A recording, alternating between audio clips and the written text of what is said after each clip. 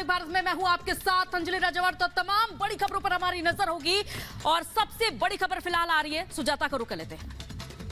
शुक्रिया अंजलि। और बड़ी खबर आपको बता रहे, संदेश खाली में ईडी की टीम पर जिस तरह से हमला हुआ था, उस मामले की जांच सीबीआई को देने से इनकार किया है बंगाल सरकार ने और इसके विरोध में वो पहुंच गई है सुप्रीम कोर्ट। हाई कोर्ट ने आदेश दिया था कि इस मामले की जांच अब सीबीआई करेगी, लेकिन इस फैसले के खिलाफ देर रात सुप्रीम कोर्ट पहुंच गई है बंगाल सरकार। आपको बता दें कि ममता सरकार सुप्रीम कोर्ट पहुंच गए। संदेश खाली में ईडी अधिकारियों पर हमले की जांच सीबीआई को सौंपे जाने के कलकत्ता हाई कोर्ट के आदेश के खिलाफ पश्चिम बंगाल सरकार अब सुप्रीम कोर्ट पहुंची है।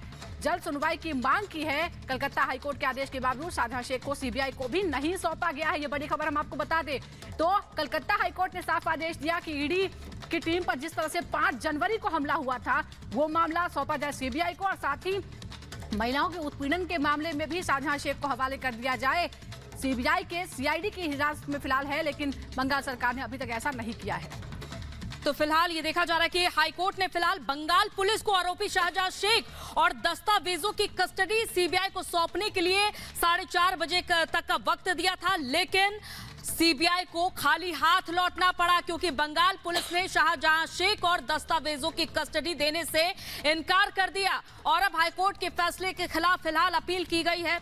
जहां देखा जा रहा है दूसरी तरफ अब आज इस पूरे मामले में सुनवाई होगी। तो देर रात सुप्रीम कोर्ट पहुंची बंगाल सरकार और संदेश खाली में ईडी अधिकारियों पर हमले की जांच सीबीआई को सौंपे जाने के कलकत्ता हाई कोर्ट के आदेश के खिलाफ पश्चिम बंगाल सरकार आज फिर से सुप्रीम कोर्ट से जल्दी सुनवाई की मांग करेगी और कलकत्ता हाई कोर्ट के आदेश के बावजूद शाहजहां शेख को सीबीआई को नहीं सौंपा गया है। तो बंगाल सरकार अभी भी शाहजहां शेख को कहीं न कहीं प्रोटेक्ट करने की कोशिश कर रही है, क्योंकि फिलहाल वो सीआईडी के पास है। उसकी हिरासत सौंपने का आदेश दे दिया था कलकत्ता हाई कोर्ट ने, लेकिन कल 2 घंटे तक सीबीआई की टीम इंतजार करती रही, लेकिन सीआईडी ने शाहजहां शेख को नहीं सौंपा और हाईकोर्ट के फैसले के खिलाफ अब सुप्रीम कोर्ट पहुंच गई है बंगाल सरकार। दरअसल आपको याद दिला दे कि घोटाले के मामले में 5 जनवरी को ईडी की टीम शाहजहां शेख से पूछताछ करने के लिए पहुंची थी, लेकिन उस वक्त संदेश खाली में स्थानीय लोगों ने और समर्थकों ने शाहजहां शेख के ईडी की टीम पर हमला कर दिया, जिसमें ईडी के कई अधिकारी जख्मी भी हो गए थे।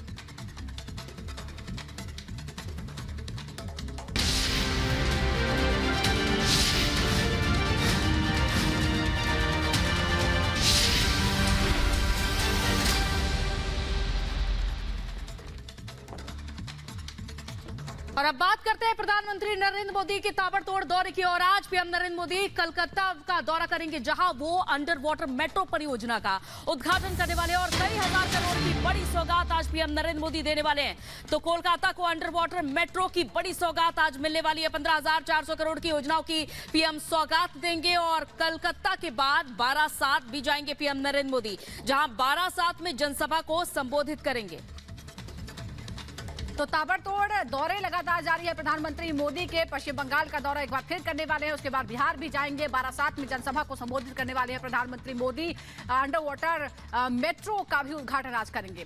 तो लोकसभा चुनाव की तारीख जैसे जैसे नजदीक आ रही है, विपक्षी गठबंधन प्रधानमंत्री मोदी और हिंदू धर्म पर फिर एक बार बेतुकी बयानबाजी करने लगा है। कांग्रेस, डीएमके और आरजेडी के नेता सरेआम प्रभु राम और अयोध्या का मजाक बना रहे हैं। मोदी की गारंटी वाली सियासत के सामने पस्त विपक्षी गठबंधन अब धर्म की धुरी पर बीजेपी को घेरने की कोशिश कर रहा है। क्या विपक्ष अपमान वाली सियासत के सहारे 24 के संग्राम में कुछ हासिल कर पाएगा? देखिए एक खास रिपोर्ट।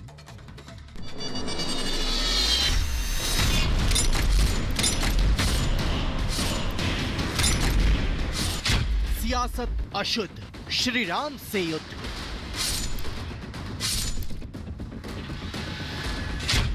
अपवित्र पॉलिटिक्स, इंडी की हार फिक्स। प्रधानमंत्री नरेंद्र मोदी ने सनातन की ध्वजा बुलंद की तो विपक्ष को मिर्ची लग गई। मोदी विरोध कब सियासी प्रतिशोध बन गया और कब श्री राम से युद्ध में तब्दील हो गया, पता ही नहीं चला। इंडी गठबंधन एक सुर में श्री राम से दूरी बनाने लगा। यहाँ तक तो फिर भी ठीक था, लेकिन अब राम मंदिर अपवित्र है, जय श्री राम बोलो और भूखे मर जाओ। देश में कोई राम लहर नहीं है। बीजेपी के प्रचार की हवा निकली और श्री राम को शोपीस तक बताया जा रहा है। सबसे पहले ममता दीदी के विधायक का ये शर्मनाक बयान सुनिए। মন্দির তৈরি হয়েছে। আমি মনে করি অপবিত্র এই রাম মন্দিরেতে ভারতবর্ষের কোনো হিন্দু যেন পূজা দিতে না যায়। ওটা একটা শোপিস তৈরি হয়েছে, ওটা শুধু একটা শোপিস তৈরি হয়েছে। टीएमसी विधायक के बयान से सियासी घमासान मच गया। एक बार फिर से सनातन के रवैये पर सवाल उठने लगे। अखिल भारतीय हिंदू महासभा ने टीएमसी का रजिस्ट्रेशन रद्द करने की मांग की। रामेंद्र सिन्हा ने जो टीएमसी के नेता है और बार बार टीएमसी के नेता इस तरह की बयान देते, इसलिए मेरा मानना है कि मुख्य निर्वाचन आयोग इसको संज्ञान में लेके तत्काल टीएमसी की रजिस्ट्रेशन, टीएमसी की निर्वाचन आयोग की मान्यता तत्काल रूप से समाप्त करे, ताकि दोबारा कोई अन्य पार्टी इस तरह की हिंदू सनातन के खिलाफ बयान भविष्य में न दे। दूसरी तरफ हमेशा अपने बयानों से सुर्खियों में रहने वाले कांग्रेस के युवराज ने एक बार फिर मोदी को घेरने के चक्कर में ऐसा कुछ बोल दिया जिससे सियासी गलियारा गर्मा गया। सुनिए राहुल ने क्या कहा। मोदी जी चाहते हैं कि आप दिन भर मोबाइल पे रहो, जय श्री राम बोलो और भूखे मर जाओ। इंडी गठबंधन में राम और सनातन का विरोध करने की होड़ इस कदर मची है कि इंडी गठबंधन के नेताओं ने जैसे अपना दिमागी संतुलन ही खो दिया है। डीएम के सांसद ए राजा ने तो यहाँ तक कह डाला कि भारत माता की जय, जय श्री राम को कभी नहीं मानेंगे। भारत कोई देश नहीं बल्कि एक उपमहाद्वीप है। 4 பேர் அண்ணன் ராமன் சீதை தேடி காட்டுக்கு போறான். வேட்டுவ இனத்துல குறவனாக இருக்கிற காட்டுல இருக்கிற குகன் வர்றான். குகன் ராமனை தொழுது தேடு மீன் கொடுக்குறான். மீன் சாப்பிட மாட்டார் ராமர். ए राजा के बयान के बाद अयोध्या के दिवाकर आचार्य ने हमला करते हुए डीएमके को टुटपुंजिया राजनीति करने वाली पार्टी बताया। जो टुटपुजिया और छोटपुजिया नेता और विधायक हैं, फिर चाहे वो ए राजा हो, चाहे वहाँ के तमिलनाडु के मुख्यमंत्री एमके स्टालिन के पुत्र उदयनिधि स्टालिन हो, या उनके डीएमके पार्टी के तमाम नेता जो ऐसे एजेंडे पर काम कर रहे हैं जो देश विरोधी है, आतंकवादियों को कहीं ना कहीं संरक्षण देने का काम करवाती है, तो वो भारत को राष्ट्र नहीं बताएंगे। यही लोग तो हैं जो भारत को विभाजनकारी नीतियों पर काम करके तोड़ना चाहते हैं।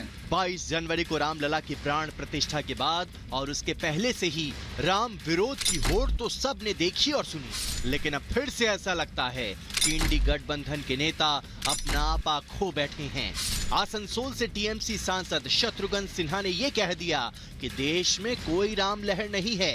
बीजेपी के प्रचार की हवा निकली।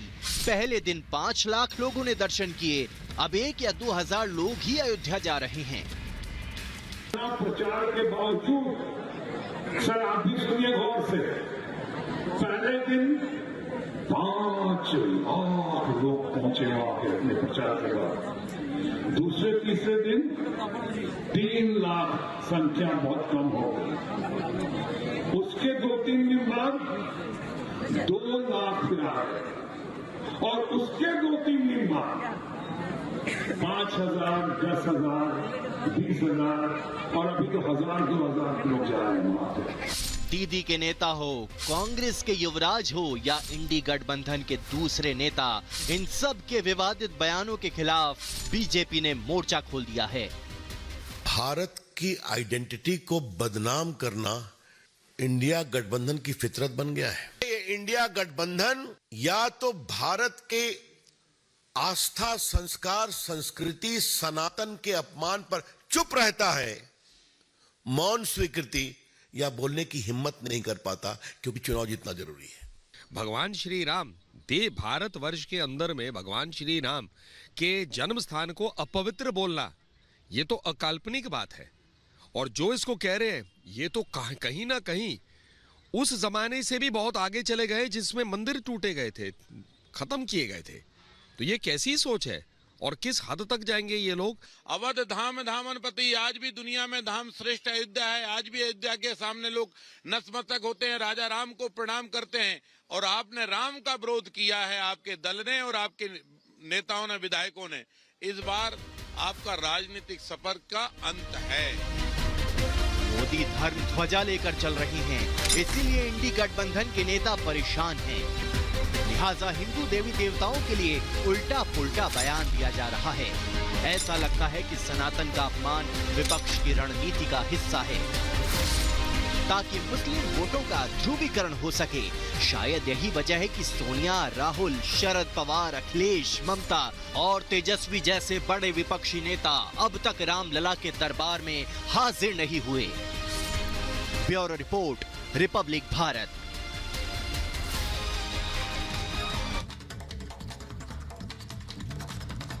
और वहीं यूपी में भी लगातार सौगातों का दौर जारी है, जहां सीएम योगी आदित्यनाथ आज इटावा को 500 बेड वाले सुपर स्पेशलिटी हॉस्पिटल की सौगात देंगे। देखिए 1 मिनट में पूरी रिपोर्ट। मुख्यमंत्री योगी आदित्यनाथ आज इटावा का दौरा करेंगे। इस दौरान सीएम योगी जिले को 500 बेड के सुपर स्पेशलिटी अस्पताल की सौगात देंगे। साथ ही 147 करोड़ रुपए की 37 विकास परियोजनाओं का लोकार्पण और शिलान्यास भी करेंगे। बता दें कि सीएम योगी करीब 11:30 बजे सेफई पहुंचेंगे, जिसके बाद करीब 11:45 बजे सेफई मेडिकल कॉलेज परिसर में अस्पताल का लोकार्पण करेंगे। 2014 में सेफई मेडिकल कॉलेज में 500 बेड के सुपर स्पेशलिटी अस्पताल बनवाने की स्वीकृति दी गई थी, जिसके बाद भूमि पूजन के बाद काम शुरू भी हुआ था। हालांकि राज्य में तत्कालीन सरकार के बजट के अभाव में अस्पताल का काम बीच में धीमा हो गया। इसके बाद योगी सरकार ने इसकी सुध ली और अब अस्पताल का काम लगभग पूरा हो चुका है। वहीं आज सीएम योगी लखनऊ में आयुष विभाग से जुड़ी कई परियोजनाओं की सौगात देंगे। शाम करीब 4:30 बजे आयुष विभाग की 228 करोड़ की 271 विकास योजनाओं का सीएम योगी लोकार्पण करेंगे।